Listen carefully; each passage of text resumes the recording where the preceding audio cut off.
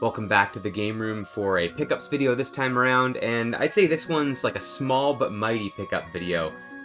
Little less stuff than usual, but some really cool items that I'm bringing into the game room this time around.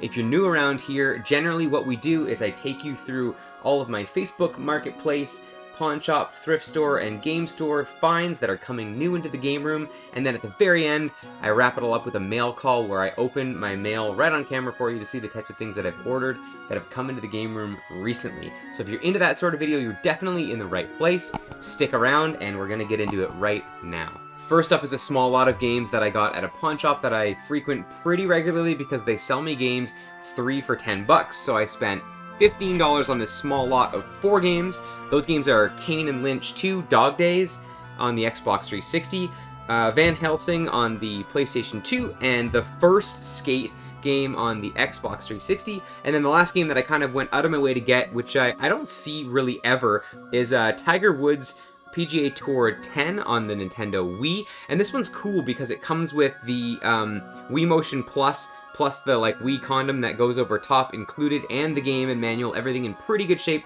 Box is a little squishy, but that's kind of to be expected for this sort of thing. Just kind of an oddity that you don't see very often. And I noticed on the back when I was picking it up that it also includes a disc golf game. So if you're into frisbee golf, this is the game for you. It's not a lot of video games that feature that game, so it's pretty cool to see that one on the back. One of my new favorite things to do at the thrift store is dig through the book section for game strategy guides, and I recently came up with 2 pretty cool ones.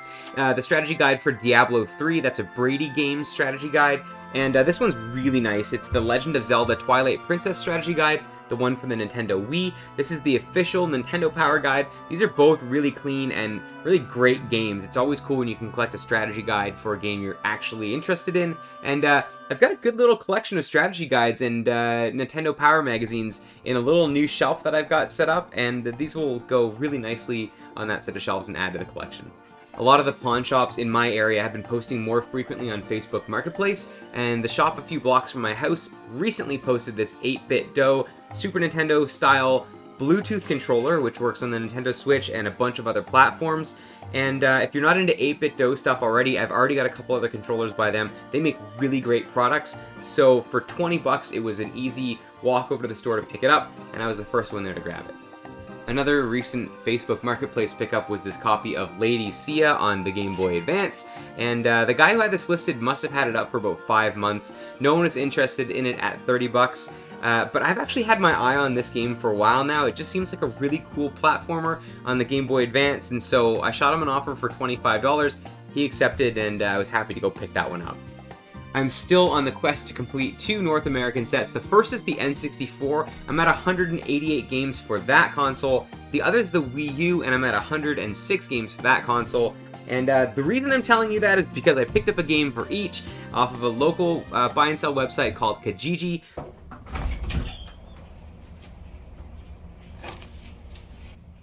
Right on. I've been looking for Xenoblade for a while now. Yeah? Yeah, that's sweet. Right on. I had it for a couple years, and I was looking for it for a while, and I played it, beat it, I loved it. Yeah, right on. Cool. I'm looking forward to it. Thanks, man. Appreciate it. Yeah, all right. Have a good one. And the first is Revolt on the N64. This one's kind of eluded me for a while, so I'm happy to add to the collection as it's a really cool game. And the other is not so much an uncommon game, but one that's risen a lot in value lately, and that's Xenoblade Chronicles X on the Wii U. Both really clean copies, and both I'm really excited to add to the collection to kind of continue that quest for full North American libraries. I am constantly surprised that there are still more sports games that I don't already own on the N64, because man, there were a lot of sports games made for that console. And recently I found a copy of Madden Football 64. The guy wanted $7 for it on Kijiji, and just look at the state of this thing. It's covered in markers. It's an old Blockbuster video rental, and I offered him $5 and he took it. I'm not really too concerned about how a game like this looks, and it's got a cool story to share, and so for $5, I grabbed up Madden Football 64 on the N64.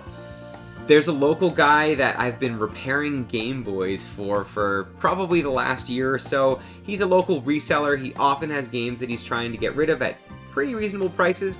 So I actually did a trade with him for this next game. It's Resident Evil: The Dark Side Chronicles. It's a complete and in really great condition copy of this game. He wanted $50 for it.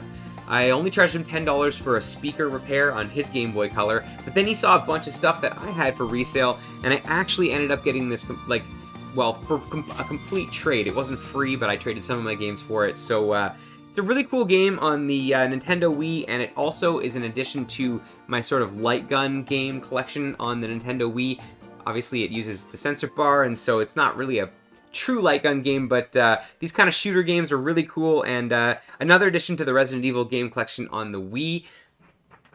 This is the 5th Resident Evil game that I own on the Wii. I'm not sure how many there are all together, but maybe I'll have to try to track them all down. Now we've got number 5, Resident Evil: The Dark Side Chronicles.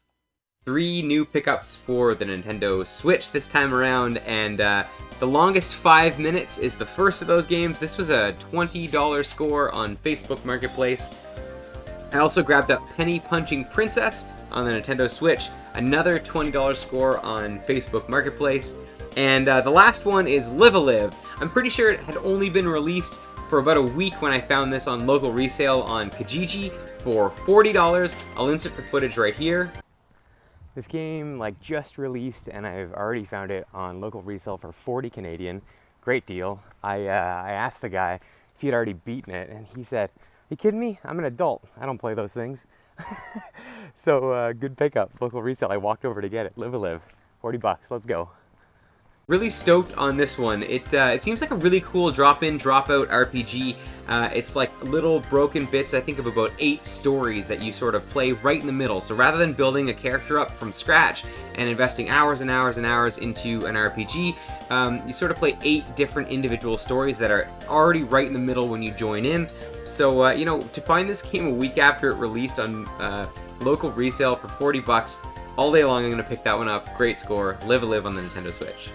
I still pop into my local GameStop every once in a while to look for games, and recently picked up this copy of Origami, and it's the collector's edition on the PlayStation 4. I paid $30 for this copy, which I think was an alright deal, but you know, sometimes I just like to wander into the game store without any purpose at all. I don't have my wish list on mind. I'm just trying to look for games that maybe catch my eye, and usually that means I'm seduced by the art style, and that was the case with this game for sure.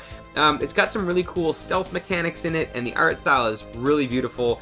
Super cool looking action-adventure game, and I don't have a lot of games in my PS4 collection as it stands, so it was a neat addition to what I have already, and so I picked up Origami on the PS4. A couple of weeks ago at a pawn shop in a city about an hour and a half from where I live, I got a chance to get a few games, and been working on the 3DS collection a little bit more, so I picked up Shifting World, just a bit of a puzzle platformer on the 3DS. That one was $6, so it's an easy pickup, and maybe a more uncommon one on the 3DS, at least I don't see it very often, was Spirit Camera. They were asking $40 for it, and I think I asked the guy if he'd go down to $30, and he said yeah. So pretty good price on that one, and definitely not a 3DS game I see all that often, so some neat ones to add to the 3DS collection. And again, building up the Wii U library, and another Lego game. This one's Lego Star Wars The Force Awakens. I've already got 7 Lego games on the Wii U, and this will be the 8th, and I know there's definitely a few more before the library is finished, and so I'm definitely not looking to collect Lego games on any other consoles. I've probably got more Lego games on the Wii U than I'm ever going to need to play, so Lego Star Wars Force Awakens, one more game for that Wii U collection. That and Kaidos, GameCube, $35, Kijiji. I don't know, right place, right time. Sometimes it just happens. This copy doesn't have the manual, but the discs are in really great shape. And I actually walked over to the mall. This guy works in the mall, and was reselling a bunch of games for a friend of his who was just getting rid of his collection completely. All the other stuff that he was selling for his buddy were like heavy hitters. Good games, really high prices, and all priced super accurately to eBay.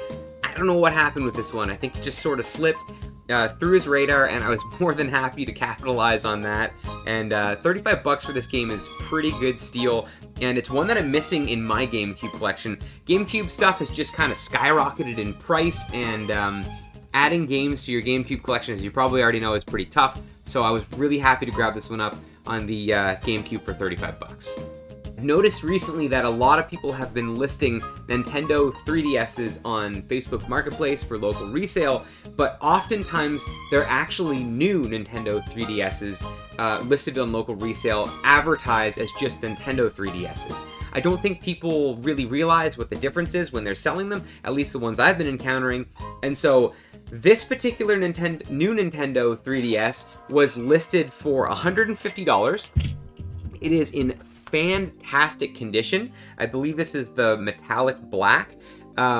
Really, really, really clean new Nintendo 3DS. This one has been hacked, and so I'm not entirely sure yet whether I can connect it to the internet. The guy was pretty suspicious about it and said, don't connect it to the internet or else it'll brick. I've got a lot of research to do on this before I'm going to use it. But the cool thing about it was he advertised it with a copy of Kid Icarus Uprising on the 3DS loose right in it. And so right off the bat, I can recoup about $60 of my investment because I already own a complete copy of that game in my collection.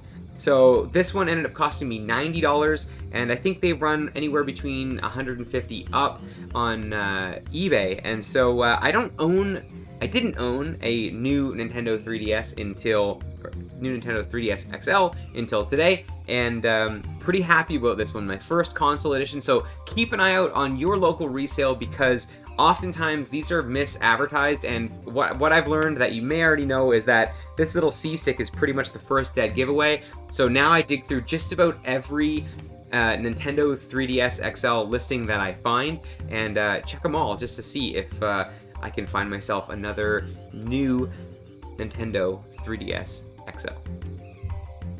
As much as it's my favorite segment to do, this time around my mail call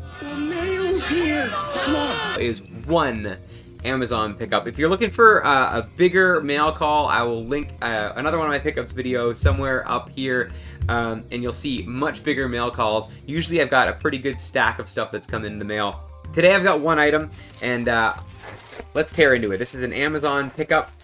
I believe this one was from Amazon.com. So I paid in US dollars for it, but it is Astria Ascending on the Nintendo Switch. I've got mixed feelings about this one.